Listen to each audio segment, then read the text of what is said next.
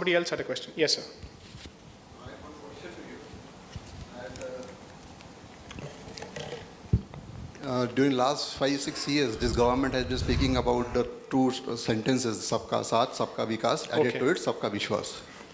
Now, what this has, do you think that this, the number of rights that has come down during this period in this government, this has given more safety, security and flourish to that particular community, or will lead to a bigger unrest that is going to come in near future? Let me try an exit option from this question. Is it connected to the topic? Yes, sir. How? Because what I feel is if a particular community is feeling more safe. I'm not running away from the question. Explain the relevance and then I'll answer. Yes. Because once, if you're asking about the Indian identity. Yes. So Indian identity, does it only mean that we are talking about Hindus? Okay. But when it comes to other religions that are in this country, and they right. and if you are afraid of one particular community in particular. Right. So if they are feeling safe because the number of rights have come down. Right.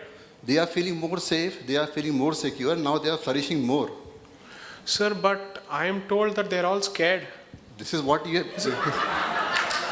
Is it not? No, so my concern is a bit different. At least that's what I'm seeing on social media newspapers. They're all scared. That is what is So they're terribly scared. Whatever they do is only out of fear. Fear is making them do things that they would have otherwise never done. I'm sorry, I stand up for the community. You're wrong, sir. Okay, thank you. They're 100%, frankly speaking, I think, and I'm going to put my faith in credible, reliable mainstream media, because I'm sure that they're paragons of truth and virtue. I'm absolutely sure that they mean every word that they say, they verify every report before they publish. I'm 100% sure that they've actually gone to the field before they publish whatever they've published. And going by what they say, they're all scared. So something needs to be done more. This is not enough. I don't think we're doing enough to actually address concerns of this Dara Hua. Can I say it? No, I shouldn't be saying it. So you can't say it. So my point is, over the last 2 weeks, if you think that riots have come down, sorry, sir, a Durga temple was destroyed in the capital of the country. Okay? I don't agree. Frankly speaking, antisocial elements and elements who have a vested interest in fermenting and spewing communal violence have gained more traction, especially after the 23rd of May 2019, as a consequence of which there have been a spate of incidents. I am not going to hold any particular community responsible. I'm simply saying that as long as India continues to be a soft state where there is no repercussion or deterrent for any kind of crime, anybody will get away with anything. Nobody has the fear that a certain act will translate to a certain legal consequence and it will come back to bite him. And I don't think any dispensation has changed that impression of India, that it remains a soft state and it responds to stone pelting and stone pelting alone.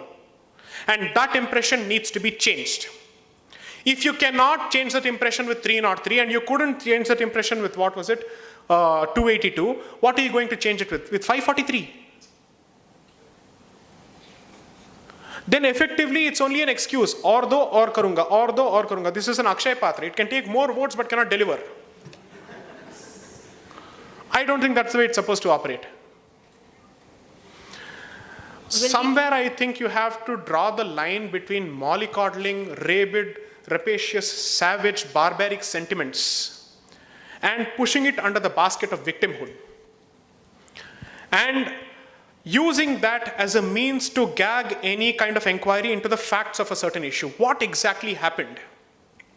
How is it that in one lane and in only one lane where Hindus live and there is a temple, that temple is destroyed, it's vandalized, idols and broken idols are urinated upon, and there are videos of it.